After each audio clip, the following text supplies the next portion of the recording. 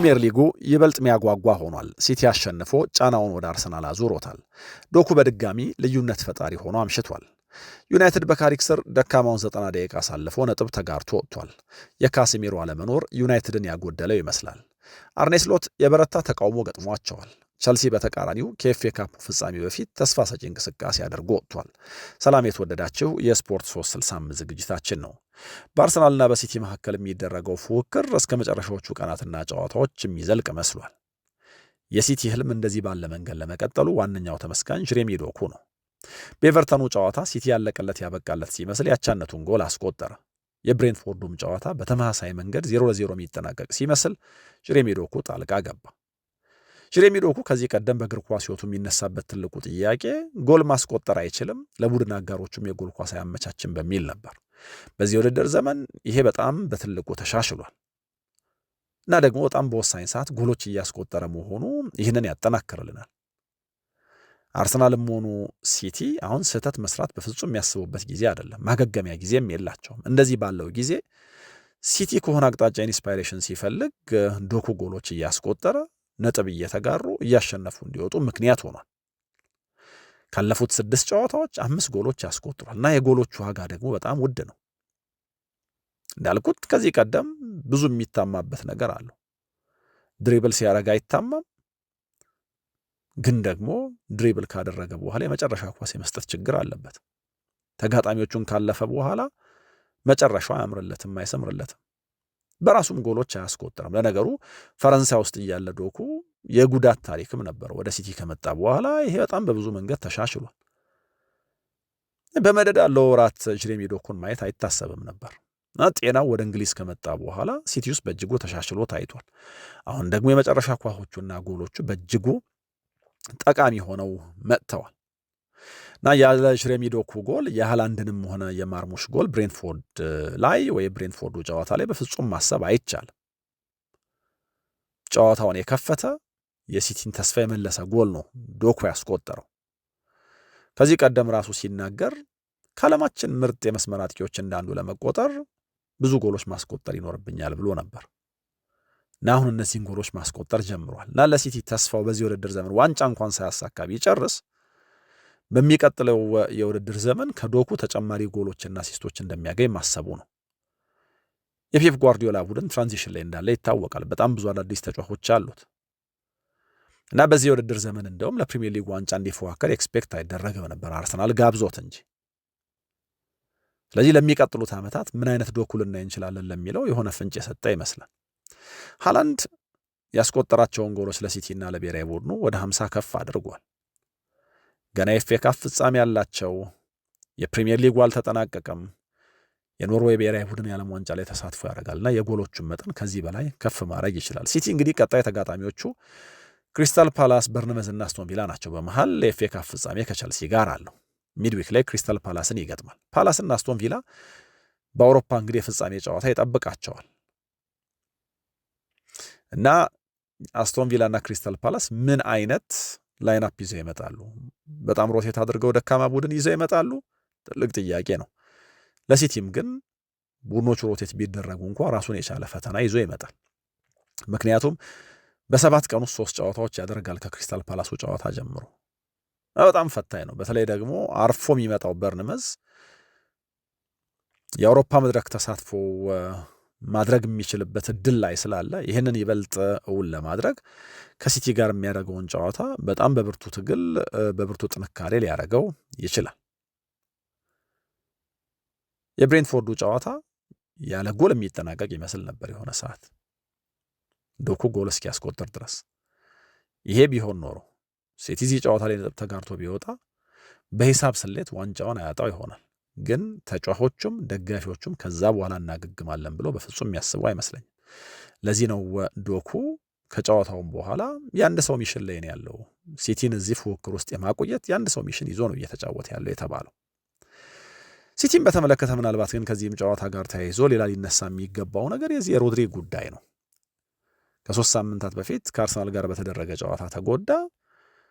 ከባድ ነው ተብሎ አልታሰበም ነበር ጉዳቱ። ኋላ ግን ነገሩ ተወሳስቦ እዚህ ጨዋታ ላይ ተጠባባቂ ወንበር ላይ እንኳን አላየ ነው እና በሱ አለመኖር አንዴ ኒኮ ጎንዛሌዝ በሌላ ጊዜ ቲጃኒ ሪንደርስን እየቀያየረ ፔፕ ይሞክራል እንጂ ቡድኑ ከሮድሪ ጋርና ከሮድሪ ውጭ በጣም የተለያየ ነው። በእርግጥ ሮድሪ ከጉዳቱ በኋላ ሙሉ ጤና ሆኖ ወደ ብቃቱ እስኪመለስ በጣም ችግር ነበር ለሲቲ። ዋንስ ወደ ቡድኑ ከተመለሰ በኋላ ግን መጨረሻ ላይ ሲቲን ጄኒዮን የዋንጫ ተፎካካሪ ያስመሰለው ሮድሪ ነበር እና በቀጣዮቹ ጨዋታዎች የሮድሪ የመመለስ ያለመመለስ ጉዳይ የሲቲን የውድድር ዘመን ደግሞ የበለጠ ዲፋይን ሊያደርገው ይችላል። እንግዲህ ሊጉ እንደዚህ ባለ መንገድ በከፍታና በዝቅታ ወደ መጨረሻዎቹ 2 እና 3 ጨዋታዎች ተሸጋግሯል። አርሰናል ወይስ ሲቲ የሚለውን እናያለን። አርሰናል ከዌስትሃም ጋር ጨዋታ አለው። የ2 ነጥብ ልዩነት እጃቸው ላይ አለ። ዌስትሃምን በማሸነፍ የበለጠ ልዩነቱን ማስፋት፣ ሲቲን ተስፋ ማስቆረጥ፣ ከበርንሌ ጋር የሚደረገውን ጨዋታ የበለጠ ወደ ዋንጫ የሚጠጋበት ደግሞ ማድረግ ይችላል። ከዛ ፊት ግን ከዌስትሃም ጋር የሚደረገው ጨዋታ በጣም ወሳኝ ነው። በአርሰናል የውድድር ዘመን ውስጥ በጣም ወሳኝ ነው። ሌላው ዛሬ የተደረገ ጨዋታ በዩናይትድ እና በሰንደርላንድ መካከል የተደረገ ጨዋታ ነው። ያለ ጎል የተጠናቀቀ ጨዋታ ነው። ማይክል ካሪክ ወደ ዩናይትድ ከመጣ በኋላ አንድ ያደረገው ነገር ካለ የዩናይትድን አይደንቲቲ መመለስ ነው። የዩናይትድ አይደንቲቲ ደግሞ በጣም ብዙ ጎል የሚያስቆጥር በፍጥነት የሚያጠቃ ቡድን ነው እና ካሪክ ይህንን አድርጓል። የሰንደርላንዱ ጨዋታ ላይ ግን እንደዚህ አይነት ዩናይትድ አላየንም እና በካሪክ ስር በጣም ደካማውን ዩናይትድ ያየንበት ቀን ነው።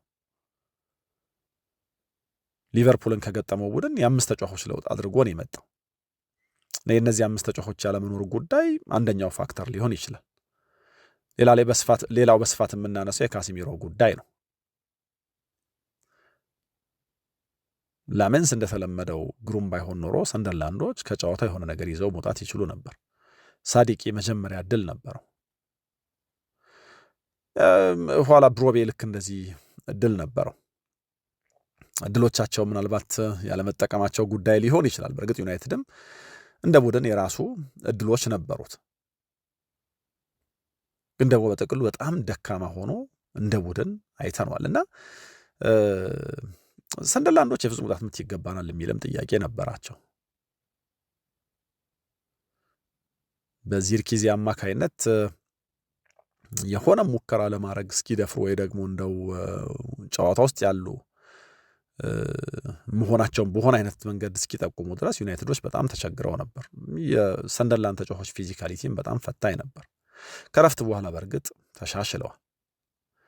በአንዳንዶቹ አጋጣሚዎች ግን ለምሳሌ አማድ መምታት ሲጠበቅበት ለኩና ለመስጠት የሞከረው ኳስ ምናምን ዩናይትድ የተሻለ እንዲሞክር ለጎል እንዲቀርብ የሚያደርጉ ነበሩ ብሎ መናገር ይቻላል። በዩናይትድ በኩል እንዳልኩት ላመንስ በጣም ጥሩ ነበር። የዩናይትድ አንዱ ችግር ክሊንሺት መጠበቅ አይችልም። እዚህ ጨዋታ ላይ ክሊንሺት ጠብቆ ወጥቷል። በሲዝኑ የመጀመሪያው 0-0 ነው። ዩናይትድ ያለበት ጨዋታ ያለ ጎል አይጠናቀቅም። እዚህ ጨዋታ ላይ ብሪያን ብሮቤ ልክ እንደ ሳዲቂ ሁሉ ለማስቆጠር ተቃርቦ ነበር። ኤርትሩዳም በተመሳሳይ መንገድ ልክ እንደዚሁ ሌላ እድል ያገኘ ተጫዋች ነው። በዩናይትድ በኩል ኩንሃ ጎል ማስቆጠር ነበረበት፣ አላደረገውም። ዶርጎ በጣም ብርቱ ትግል አድርጓል እዚህ ላይ። በአጠቃላይ ግን ዩናይትድ በጨዋታው ደካማ ሆኖ ታይቷል፣ ወይ ደግሞ በካሪክ ስር ያየ ነው በጣም ደካማ ፐርፎርማንስ ነው። በእርግጥ ካሪክን በተመለከተ ይሄ የተለየ ውሳኔ እንዲወሰን ምክንያት አይሆንም። እንደዚህ ያሉ ቀናት በእግር ኳስ ቡድኖች ውስጥ በእግር ኳስ ጨዋታ ውስጥ ያጋጥማሉ። የካሲሚሮ አለመኖር ግን በጣም በትልቁ ዩናይትድ ውስጥ የሆነ ጎዶሎ የፈጠረ ይመስላል። ከታህሳስ በኋላ ለመጀመሪያ ጊዜ ነው ጨዋታ ሲያመልጠው። በመደዳ 18 ጨዋታዎች ጀምሯል። ከሰንደርላንድ ጋር ከሜዳ ውጭ የተደረገው ጨዋታ ወይ ደግሞ ወደ ስቴዲየሙ ፍላይት ጉዞም አላደረገም። አይ ከባድ አይደለም ለሚቀጥለው ጨዋታ ይደርሳል ብሏል ካሪክ። ያው እንደሚታወቀው ይሄ መጨረሻ ዓመቱ ነው። ለዚህ የስንብት እድል አለው ማለቱ ነው ካሪክ። የዩናይትድ ደጋፊዎች ዋን ሞሪር ካሲሚሮ እያሉ ቢዘምሩም ካሲሚሮ ውሳኔው ተወስኗል፣ በፍጹም የማይታጠፍ ነው ብሏል። በእርግጥ ከጨዋታው በፊት የሆነ ጥያቄ የሚያስነሳ ነገር ነበር። እንደሚታወቀው ካሲሚሮ ዩናይትድ ውስጥ በጣም ትልቅ ከሚከፈላቸው ተጫዋቾች አንደኛው ነው። 350,000 ፓውንድ ሳምንታዊ ደሞዝ ይከፈለዋል እና ከዩናይትድ ጋር ውል ሲገባ ውሉን ሲያስር ውል ውስጥ አንድ አንቀጽ ነበር። በዚህ የውድድር ዘመን 35 ጨዋታዎች የሚያደርግ ከሆነ ደግሞ የሚጀምር ከሆነ ለተጨማሪ 1 ዓመት በዛው የ350,000 ፓውንድ ደሞዝ ኮንትራቱን ትሪገር አድርጎ ወይ ደግሞ ለተጨማሪ ዓመት መቆየት የሚያስችል ውል መፈረም ይችላል። የሚጠበቅበት 35 ጨዋታዎች ላይ መጀመር ብቻ ነው። እንደዛ ከሆነ ደሞዙ ሳይነካበት ለአንድ ተጨማሪ ዓመት መቆየት እንዲችል ይሆናል ማለት ነው እና የሰንደርላንዱ ጨዋታ ላይ ቢጀምርና የዩናይትድን ቀሪ ጨዋታዎች ሁሉ ቢያደርግ 35 ጨዋታዎች ይጀምር ነበር። ከሰንደርላንዱ ጨዋታ ውጭ በመሆኑ ግን ቀሪዎቹን ጨዋታዎች ቢጀምር እንኳ ያደረጋቸውን የጨዋታዎች ቁጥር 34 ነው የሚያደርገው።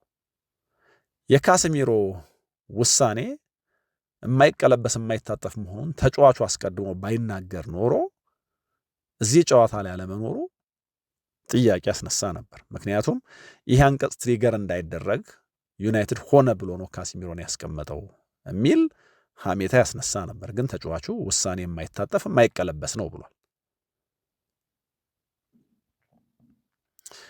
ሜዳ ላይ በነበረው ፐርፎርማንስ ግን ካሴሚሮን በጣም ሚስ አድርገውታል። ለምን ለአንድ ተጨማሪ ዓመት ይቆይ እንደሚለው ዩናይትድ ደጋፊዎች በደንብ ያየን ይመስለኛልና ይሄንን አንጋፋ ተጫዋች መተካት በዚህ ውድድር ዘመን ካሳየው ጥንካሬ አንጻር ቀላል አይደለም። ከሜጀር ሊግ ሶከር ክለቦች ጋር እያወራ ነው ተብሏል። በተለይ ወደ ማያሚ ሊሄድ የሚችልበት እድል አለ።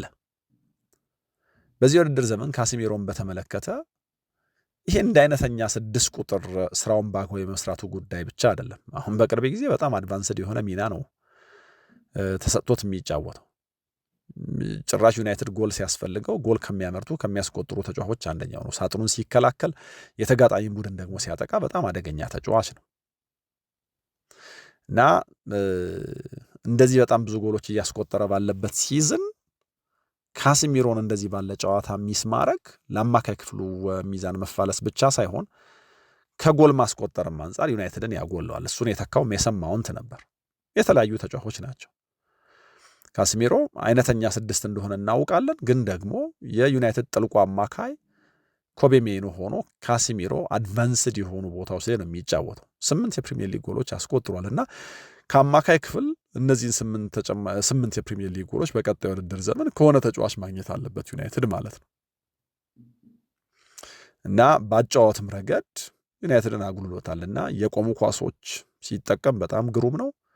ዩናይትድን የበለጠ አስፈሪ ያደርገዋል። ሚዛን መጠበቅ ላይ በጣም የተዋጣለት ነውና ያለ ካሴሚሮ ዩናይትድ የሆነ ነገር እንደሚጎለው ታይቷል። ሌላ እዚህ ጨዋታ ላይ ያየነው ዚርክዜ በዩናይትድ ፊውቸር እንደሌለው ነው። በካሪክ ስር ለመጀመሪያ ጊዜ ነው ጨዋታ የጀመረው። በአሞሪም ስር ለመጨረሻ ጊዜ ጨዋታ የጀመረው ታህሳስ ላይ ነው። ደካማ ሆኖ ታይቷል። በእርግጥ ካሪክ በተናጠል ልወቅሰው አልፈልግም፣ ልናግዘው ሲገባን አላገዝነውም በሚል ሊከላከለው ሞክሯል። ከዛ ውጭ ደግሞ ለረጅም ጊዜ ያልተጫወተ ተጫዋች እንደዚህ ያለ ነገር ይገጥመዋል ብሏል። ቤንያሚን ሼሽኮ በሊቨርፑሉ ጨዋታ በገጠመው መጠነኛ ጉዳት ምክንያት ነው እዚህ ጨዋታ ላይ ያልተሰለፈው። ኋላ እሱ ተቀይሮ ወጣ። ኩንሃን ሴንተር ፎርዋርድ አደረገው እና እንደዛ ባለ መንገድ ለመጫወት ሞከረ ዩናይትድ። ከጨዋታው ግን የረባ ሙከራም ጎልም ሳያስቆጥር ወጥቷልና ሰንደርላንድ የተሻለው ቡድን ነበር። መጨረሻ ላይ ግን ዩናይትድ ነጥብ ተጋርቷል እና በጥቅሉ ግን ያው ዩናይትድ በዚህ ውድድር ዘመን ዓላማውን አሳክቷል። ምክንያቱም ከካሪክ የሚጠበቀው ዋነኛው ነገር ዩናይትድን ማረጋጋት ነበር። ከማረጋጋት ያለፈ ስራ ነው የሰራው። በነገራችን ላይ ካሪክ የዩናይትድ አሰልጣኝ ከሆነ በኋላ ከሁሉም የፕሪሚየር ሊግ አሰልጣኞችና ቡድኖች የበለጠ ነጥብ ሰብስቧል። ስለዚህ የቋሚነቱ ጉዳይ የበለጠ እየጮኸ መጥቷል። እዚህ ጨዋታ ላይ የቡድኑ ያሳየው ደካማው አቋም ካሪክ ላይ ውሳኔ ለመወሰን ብቻውን በቂ አይደለም። እንደዚህ ያሉ ነገሮች ስለሚገጥሙ ማለት ነው። ለዩናይትድ ግን አንዱ ጥሩ ነገር ክሊንሺት ጠብቆ ወጥቷል። ቢያንስ እዚህ ጨዋታ ላይ 7ኛ ክሊንሺታቸው ነው በዚህ ውድድር ዘመን። በጣም የሚያስገርም ነው። ዩናይትድ ያለበት ጨዋታ ያለ ጎል አይጠናቀቅም። የመጀመሪያው ክሊንሺት የጠበቁበት ጨዋታ ጥቅምት ላይ ላመንስ የዛሬ ተጋጣሚያቸውን ሰንደርላንድን ሲገጥሙ ኦልትራፎርድ ላይ ክሊንሺት ጠብቆ የወጣበት ነው የመጀመሪያው። ከዛ በኋላ ደግሞ 7ኛ ክሊንሺታቸውን በድጋሚ ሰንደርላንድን ሲገጥሙ ስቴዲየም ኦፍ ላይት ላይ ማሳካት ችለዋል። የመጀመሪያው የውድድር ዘመናቸው 0-0 ነው። ሊሳንድሮ ማርቲኔዝ ወደ ጨዋታው ተመልሷል። ሰሞኑን አይደን ሄቨንን ነበር ሲያጫውት የነበረው። ሌላኛው ዛሬ የተደረገ ጨዋታ በሊቨርፑልና በቸልሲ መካከል የተደረገ ጨዋታ ነው። ይሄ የሁለት አንደራቺቨሮች ጨዋታ ነው። ሁለቱም ከደረጃቸው በታች ነው በዚህ ውድድር ዘመን የተጫወቱት። ሊቨርፑል በጣም ደካማ ታይትል ዲፌንደር ሆኖ ነው የመጣው። አምና ሻምፒዮን የነበረ ቡድን በዚህ ልክ ተጠናክሮ ከፍተኛ ገንዘብ አወጥቶ እንደዚህ ያለ ደካማ የውድድር ዘመን ማሳለፉ ደጋፊዎቹ አልተዋጠላቸው። ቸልሲም ቢሆን ባለፉት ዓመታት ሲገነባ የተገነባው በዋናነት እንደዚህ ላሉ ጊዜያት ነው። ግን ደግሞ በጣም ደካማ ቸልሲ ነው እንደ ቡድን እያየን ያለ ነው። ግን ደግሞ በሊቨርፑሉ ጨዋታ ከኤፍኤ ካፑ ጨዋታ ፊት ደጋፊውን የሚያነሳሳ ለደጋፊው ተስፋ የሚሰጥ ፐርፎርመንስ አሳይቷል። ሁለቱም ቡድኖች በጉዳት ምክንያት ብዙ ተጫዋቾች አላሰለፉ፣ ለውጦችም አድርገው ነው የመጡት። የሚጫወቱለት ዓላማ በጣም የተለያየ ነው። ሊቨርፑል የሻምፒየንስ ሊግ ተሳትፎ ለማግኘት ለማረጋገጥ ነው የሚጫወተው። ቸልሲ አምስተኛ ሆኖ እንደማይጨርስ ግልጽ ነው። የቸልሲ የሻምፒየንስ ሊግ ህልም በአስቶን ቪላ ዩሮፓ ሊግን ማሸነፍ ላይ የተመሰረተ ነው። ለምሳሌ በሊግ ከዚህ በኋላ የሚያደርጋቸውን ጨዋታዎች በማሸነፍ ደረጃውን የሚያሻሽል ከሆነ አስቶን ቪላ ዩሮፓ ሊግን ዋንጫ አሳክቶ ወደ ሻምፒየንስ ሊግ ሲሄድ ቸልሲ ይህን እድል ሊያገኝበት ተጨማሪ ሻምፒየንስ ሊግ ስፖርት ሊያገኝ የሚችልበት ወይ ደግሞ የአውሮፓ መድረክ ተሳትፎ ሊያሳካ የሚችልበት እድል ይኖረዋል እና የዛሬው ፐርፎርማንስ በንጽጽር እንዳልኩት ጥሩ የሚባል ነው። በሊቨርፑል በኩል አሌክዛንደር ኢዛክ ከጉዳት ተመልሶ ተጠባባቂ ወንበር ላይ ተቀምጦ ነበር። ሪዮን ጎሞሃ ጨዋታ ጀምሯል። መመርዳሽቪሊ ተመልሶላቸዋል። ፍሎሪያን ቪርትስ ግን በሆድ ህመም ምክንያት ጨዋታው ላይ አልነበረም። ሞሐመድ ሳላህም ልክ እንደዚሁ ለዚህ ጨዋታ አልደረሰም። ቸልሲም ጋርናቾ፣ ፔድሮ ኔቶ፣ ኤስቴቫው፣ ጀሚ ባይኖዬ ጊተንስ፣ ወጣቱ ጄሴዴሪ ምናምን አልነበሯቸውም እና የመስመር ተጫዋቾች ከፍተኛ ጦት አለበት። በዚህ ምክንያት ካሉም ማክፋለን ያስተላለፍ ለውጥ አድርገው ነበር የገቡትና ያስተላለፍ ለውጣቸው ጠቅሟቸዋል። ቸልሲ ያው ከረጅም ጊዜ በኋላ ነው ለነገሩ ፔድሮ ኔቶ በቀደም ጎል ሲያስቆጥር ጎልም ያስቆጠረው ከመጋቢት 4 በኋላ የመጀመሪያ ጎላቸው ነበር። 250 ሚሊዮን ፓውንድ እና ከዛ በላይ የወጣበት የአማካይ ክፍል በጣም በብዙ ሮቴት በተደረገው ኖቲንግሃም ፎረስት እንደዛ ሲሸበር ማየት ለደጋፊው ትልቅ ህመም ነበር። በሁለት ወር ውስጥ 0 ነጥብ የሰበሰቡት ሁሉንም ጨዋታ ስለተሸነፉ ማለት ነው። በሜዳቸው ከጥር በኋላ አንድም ጨዋታ አላሸነፉ። አዳዲሶቹ ባለሀብቶች ከመጡ እንግዲህ ከ1.9 ቢሊዮን ፓውንድ በላይ ያወጡበት ክለብ ማለት ነው። አሰልጣኙ ግን ዛሬ ወደ ባክ ፋይፍ ተመለሱ። ሊቨርፑል የራሱ በጣም ብዙ ችግሮች ያለበት ነው። የኤርገን ክሎፕ ቡድን በጣም በተደጋጋሚ እነዚህ ጨዋታዎች ላይ ዶሚናንት ሆኖ ይታይ ነበር። በነገራችን ላይ ባለፈው ሳምንት እንግዲህ በዩናይትድ ተሸንፈው ነው ወደዚህ ጨዋታ የመጡት። የኤርገን ክሎፕ ቡድን 5-0፣ 4-0፣ 7-0 ያሸነፈባቸውን ጨዋታዎች እናስታውሳለን። አሁን ግን ከዩናይትድ ጋር ያለው ጋፕም ሰፍቶ በጣም ደካማ የውድድር ዘመን ጅማሮ የነበረው ዩናይትድ የአውሮፓ መድረክ የሻምፒየንስ ሊግ ተሳትፎ ሲያሳካ ሊቨርፑል ጥያቄ የሚነሳበት ቡድን ሆኗል እና በጣም ትልቅ ተቃውሞም ጭምር ነበረባቸው አሰልጣኙ እና ሁለቱም ከደረጃቸው በታች የውድድር ዘመን እያሳለፉ የሚገኙ ናቸው። ጥሩ ጨዋታ ነበር፣ ግን ደግሞ ለምን ያሉበት ቦታ ላይ እንደተገኙ በደንብ የሚያስረዳ ጨዋታም ጭምር ነው ያየነው። የሁለቱም ቡድኖች ማጥቃት መናበብ፣ መቀናጀት የማይታይበት ነው። በሊቨርፑል በኩል በውሳኔዎቻቸው፣ በቡድኑ ውጤት፣ በተለያየ ነገር አርኔ ስሎት የደጋፊውን ልብ ማግኘት ማሸነፍ አልቻሉም። የበረታ ጫና፣ የበረታ ተቃውሞ ገጥሟቸዋል። ሪዮን ጎሞሃ የ17 ዓመቱን ተጫዋች ቋሚ አድርገው አጫውተውት ነበር፣ ጨዋታ አስጀምረውት ነበር። ኋላ ቀይረው ሲያስወጡት የሊቨርፑል ደጋፊዎች በቀኑ ካሳዩት እንደው ሊቨርፑልን አይመጥንም፣ መጥፎ አይደለም ግን ደግሞ ሊቨርፑል በተለይ ከማጥቃት አንጻር የነበረባቸውን ክፍተት ታሳቢ ማድረግ ሊቨርፑልን አይመጥንም ብሎ የሚያስቡት አይነት ጨዋታ ይህን ተጫዋች ሲያስወጡት የበለጠ ደጋፊው ተበሳጨ፣ ጮኸባቸው። በእርግጥ ከጨዋታው በኋላ ተጎዳ፣ ጨዋታውን መቀጠል ስላልቻለ ምልክት አሳየ፣ መቀየር ነበረብኝ፣ ሙሉ ጤና ሳይሆን ማጫወት አልችልም የሚል ሀሳባቸውን ሰጥተዋል። ግን እኔ ቡድኔን በጠበቅኩት ደረጃ ሳላገኝ ስቀር እንደምበሳጨው ሁሉ ደጋፊውም እንደዛ ነው። ስለዚህ ብስጭታቸው ትክክል ነው፣ ከዚህ የተሻለ ማድረግ ነበረብን ብለዋል። ቸልሲ ግን እንደ ቡድን ከሊቨርፑል በተቃራኒ በጣም ብዙ ፖዚቲቭ ነገሮች ከዚህ ጨዋታ መውሰድ ይችላል። አንደኛ ከ6 ተከታታይ ሽንፈቶች በኋላ ቢያንስ አቻ ወጥቷል። እንደ ሌቫይ ኮልዌል እና እንደ ሪስ ጄምስ አይነት ተጫዋቾችም ተመልሰውላቸው ማጥቃቱ ላይ በነገራችን ላይ ማርኮ ኩሬያ በጣም ጥሩ ነበር። ሊቨርፑል ጨዋታውን ሲጀምር በጣም ጥሩ ነው የጀመረው። ንጎሞሃ ድሪብል አደረገ፣ ጨፈረ፣ ለግራቨንበርች ኳሱ ተሰጠው፣ በጣም ግሩም ጎል አስቆጠረ። ቫንዳይክ ማስቆጠር ደብል ማድረግ ይገባው ነበር። ከዛ በኋላ ግን ቸልሲዎች ወደ ጨዋታው መጡ። የቸልሲ የግራ መስመር ማጥቃት በጣም ጥሩ ነበር በኩኩሬያ። የሊቨርፑል የቀይ መስመር ኢመርጀንሲ የፉልባክ ከርቲስ ጆንስ ነው። እሱን ታርጌት ያደረገ ማጥቃት ነበረ ቸልሲዎች ለማጥቃት የሞከሩት እና ከዛ በኋላ በጣም በተደጋጋሚ እሱን ታርጌት አድርገው ያን የግራ መስመር ይዘው ለመጫወት ሞከሩና ተዋጣላቸው።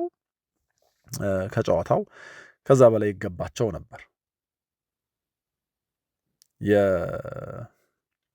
የንጎሞሃ ተቀይሮ መውጣት የሊቨርፑልን ማጥቃት የበለጠ ደካማ አስመስሎት ታይቷል። 67ኛው ደቂቃ ላይ ነው ተቀይሮ የወጣው። የ17 ዓመቱ ተጫዋች ከቀድሞ ክለቡ ጋር የተጫወተው እንግዲህ ከቸልሲ በ2024 ነው ወደ ሊቨርፑል የመጣው። ውዝግቦችም ነበሩት እና ደጋፊው አይዛክ ነው ተቀይሮ የገባው። ግን ሊቀየር የሚገባው ተጫዋች ንጎሞሃ ሳይሆን ሃክፖ ነው የሚል እምነት ነበረው። እንግዲህ እስከዛ ሰዓት ድረስ ንጎሞሃ ተቀይሮ እስከወጣበት ሰዓት ድረስ ሜዳ ላይ ከነበሩት ተጫዋቾች ሁሉ በጣም ጥቂት ኳስ የነካው እሱ ነበር፣ ኮዲ ጋክፖ። ስለዚህ እሱ መውጣት ነበረበት የሚል ሐሳብ ነበራቸው እና ድሪብሎቹ ምናምኖቹ አስፈሪ ነበሩ። የሊቨርፑል ድሎች ሁሉ የሚፈጠሩት ከሱ ይመስል ነበር። ግን አሰልጣኙ ይህንን በጉዳት ምክንያት ነው ያደረኩት ብሏል። ከቸልሲ አንጻር ነገሩን ካየነው ቸልሲ እንዳልኩት በጣም ተሻሽሎ ታይቷል። የ3-5-2 ቅርጽ ነበር የነበረው። ሜዳውን በኩኩሬያና በማሎ ጉስቶ ለጥጦ ለመጫወት ሞክሯል እና የተሻለ እንቅስቃሴ አድርጓል። ከኋላ መስርቶ ለመውጣት ሲሞክር የሌቫይ ኮልዌል መኖር በጣም ትልቅ አስተዋጽኦ አበርክቶለታል። ከፎፋና ጋር ከዚህ ቀደም ፈጥረውት የነበረውን ጠንካራ መከላከል በቀሪዎቹ ጨዋታዎች ሊፈጥሩ እንደሚችሉ ምልክት ሰጥተዋልና ይሄ በጣም ጥሩ ነገር ነው። ሪስ ጀምስም ተመልሷል። በቀጣዮቹ ጨዋታዎች በተለይ ደግሞ ለእንደ ኤፍኤ ካፕ አይነት ፍጻሜ ኮልዌልን ሙሉ 90 ደቂቃ ያሰልፈዋል ያጫውተዋል ያሰልጣኙ እርግጥ አይደለም። ግን የቸልሲ መከላከል ብቻ ሳይሆን ከኋላ መስርቶ መውጣት፣ በጫና ውስጥ መጫወት ሁሉ ከዚህ ተጫዋች ጋር የተለየ ነው። ለፎፋናም የበለጠ ኮንፊደንስ የሚሰጥ ሆኗል። እንግዲህ በቀደሙ የኖቲንጋም ፎረስት ጨዋታ ቀን እንደዚህ በተወሰነ መልኩ ተጫውቷል። ግን ደግሞ ፕሪሲዝን ላይ የተጎዳው ከዛ በኋላ የመጀመሪያ ጨዋታውን ሲጀምር ነው። እንዴት ያለ ጥሩ ተጫዋች እንደሆነ ያሳየበት ጨዋታ ነው። ከሊቨርፑል ፈጠራ ጋር ተያይዞ ግን እንደው አንድ የመጨረሻ ነገር እናንሳና ይህንን ነገር እንዝጋው። 450 ሚሊዮን ፓውንድ አወጥቷል ሊቨርፑል እና አብላጫው ደግሞ የወጣው የማጥቃት ባህሪ ላላቸው ተጫዋቾች ነው። እንደዚህ ሆኖ ጎል ለማስቆጠር የሚቸገር ቡድን የመሆኑ ጉዳይ በጣም ያጠይቃል። በእርግጥ ኢዛክ ለረዥም ጊዜ ተጎድቷል። አሁን ኢኪቲኬም የላቸውም እና ኢንስፓየር የሚያደርጋቸው ንጎሞሃ ነበር እና ሃክፖ በጣም ደካማ ሆኖ የታየበት ሌላ መጥፎ አጋጣሚ ነው እና ሊቨርፑል ደግሞ የቀይ መስመር ላይ ያለበትን ትልቅ ጥያቄ እንደዚሁ አሳይቶናል። ፍሪምፖንግ ሙሐመድ ሳላህ መሆን አይችልም። መጥፎ ተጫዋች አይደለም፣ ግን ሙሐመድ ሳላህን ሬፕሊኬት ማድረግ በጣም ከባድ ነው እና የሊቨርፑል የቀኝ ፉልባክ የቀኝ መስመር አጥቂ ጉዳይ ሌላ አሳሳቢ ነገር ሆኖ ነው የሚታየው። ቸልሲ በተቃራኒው እንዳልኩት ከዌምብሌው ፍጻሜ በፊት ጥሩ መስሎ ታይቷል። ከ6 ተከታታይ ሽንፈቶች በኋላ ወደ አቻነት በመምጣት ነጥብ ይዟል። ከ1993 በኋላ መጥፎ ጉዞ ነበር። 7 ጨዋታ ደግሞ ቢሸነፍ ሌላ ችግር ነበር እና ክሊንሺት መጠበቅ የማይችል ቡድን ነው። በእርግጥ ቸልሲ ለመጨረሻ ጊዜ ክሊንሺት የጠበቀው ቆይቷል። እንግዲህ ከ14 ጨዋታዎች በፊት ነው። ቸልሲ ክሊንሺት ለመጠበቅም በጣም የሚቸገር ቡድን ነው። ካይሴዶ ከረዥም ጊዜ በኋላ ጥሩ ተጫውቷል። ኩኩሬያ ልክ እንደዚሁ ነበር። ይህም ለቸልሲ ተስፋ የሚሰጥ ነገር ነው እና የኤፍኤ ካፑን ፍጻሜ ምናልባት ይሄኛው የቸልሲ ጨዋታ በተወሰነ መልኩ አጓጊ ያደርገዋል። ፕሪሚየር ሊጉ እንግዲህ ለዋንጫ ከሚጫወቱት ቡድኖች ጀምሮ በአውሮፓ መድረክ የሚሳተፉትን ቡድኖች እንዲሁ ደግሞ ወደታች ያሉትን ቡድኖች በተለይ ከመውረድ ጋር ብዙ መውጣትና መውረድ፣ ብዙ መተጣጠፍ ከዚህም በኋላ በቀሩት ጨዋታዎች ያሳየናል። አርሰናል ከዌስትሃም ጋር የሚያደርገው ጨዋታ በጣም ብዙ ነገሮች የሚነሱበት ነው። የአርሰናልን የዋንጫ ጉዞ ብቻ የሚወስን አይደለም። የዌስትሃምን የመትረፍ ያለመትረፍ ጉዞ፣ የማንቸስተር ሲቲና የቶተናምንም ጉዳይ ጭምር የሚወስን ነው እና አራት ቡድኖች የዚህ አርሰናልና የዌስትሃም ጨዋታ ላይ ዕጣ ፈንታቸው የተንጠለጠለ ነው። ከዚህ ጨዋታ ጋር የተያዙ ደግሞ ጉዳዮችን እናነሳለን። አብራችሁኝ ስለነበራችሁ ከልብ አመሰግናለሁ። ሰላም ሆነ።